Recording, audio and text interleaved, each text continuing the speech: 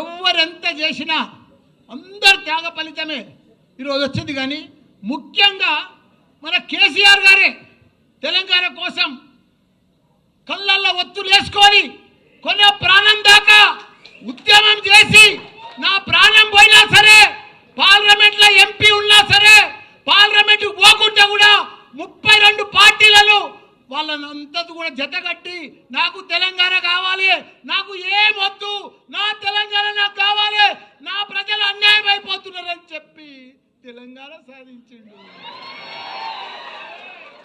సాధించినాక దాన్ని వదిలిపెట్టలే తెలంగాణను.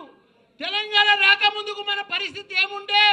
నీళ్లు లేకుండే, కరెంటు లేకుండే, ఒక గురుకుల పాఠశాలలు లేకుండే, ఒకరికి ఉద్యోగాలు లేకుండే, ఏమీ లేకుండే.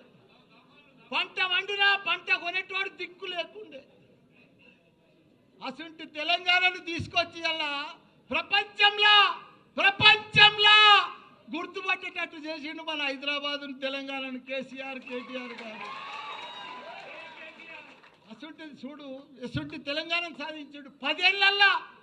భారతదేశంలో 29 రాష్ట్రాలల్లో ఆదర్శ రాష్ట్రంగా తీసుకొచ్చిన ఘనత మన తెలంగాణ రాష్ట్రం, మన కేసీఆర్. ఇవాళ ఆయనను పట్టుకొని ప్రపంచంలోనే ఎత్తైన లిఫ్ట్ ఇరిగేషన్ ప్రాజెక్టు కట్టిందంటే కాళేశ్వరం మన కేసీఆర్. రాత్రి పగలు దానికోసం 3 ఏళ్లలో చరిత్ర సృష్టించి 1 కోటి ఎకరాలకు నీళ్ళు ఇచ్చాలని చెప్పి ప్రాజెక్టు కొడితే అసలు ప్రాజెక్టును పంట కూడా పండించి చూపించిండు. 3 లక్షల కోట్ల మెట్రిక్ టన్నుల ధాన్యం పండించి చరిత్ర సృష్టించిండు భారతదేశంలో. ఒకనాడు పంట అంటే హర్యానా ఉండే, పంజాబ్ ఉండే, అవన్నీ కూడా తలదండ లెక్క తెలంగాణ రాష్ట్రంలో పంట వండి చూపించిండు. ఈరోజు అసలు తెలంగాణను వాళ్ళ దుర్యోధనుల చేతులకు పోయింది, కౌరవుల చేతులకు పోయింది.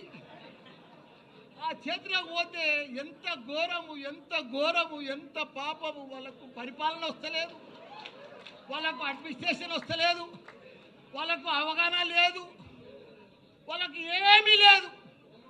వాళ్ళు ఏం చేస్తున్నారో కూడా వాళ్ళకే అర్థమవుతలేదు. పంట వండుతుంది, కొనే దిక్కు లేరు, మొలకలు వెళ్తున్నాయి.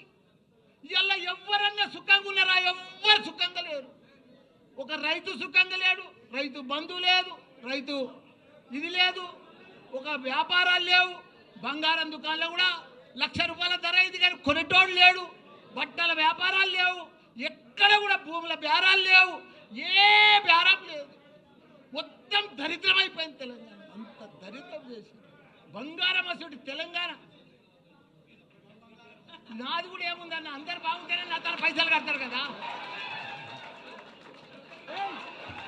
ఇప్పుడు అందరు బాగా పంటలు పండి పైసలు వస్తేనే కదా నాకు బాగా అడ్మిషన్స్ జరుగుతాయి. అంత ప్రాబ్లం ఉంది.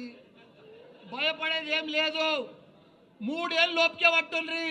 3 ఏళ్ళు అయితే మన రాజ్యమే వస్తుంది, మన కేసీఆరే వస్తాడు. మనకు ప్రాబ్లం లేదు. ఎందుకంటే వాళ్ళ గోయి వాళ్ళే తవ్వుకుంటున్నారు. వాళ్ళ గోయి ఎవడో తవ్వేది అవసరమే లేదు. కాబట్టి వాళ్ళు ఇంత ఘోరం చేస్తారని ప్రజలకు అర్థమైపోయింది. మేము ఎంత అన్యాయం అయిపోయినాం. ఊర్లో పడితే కానీ సిటీలో కానీ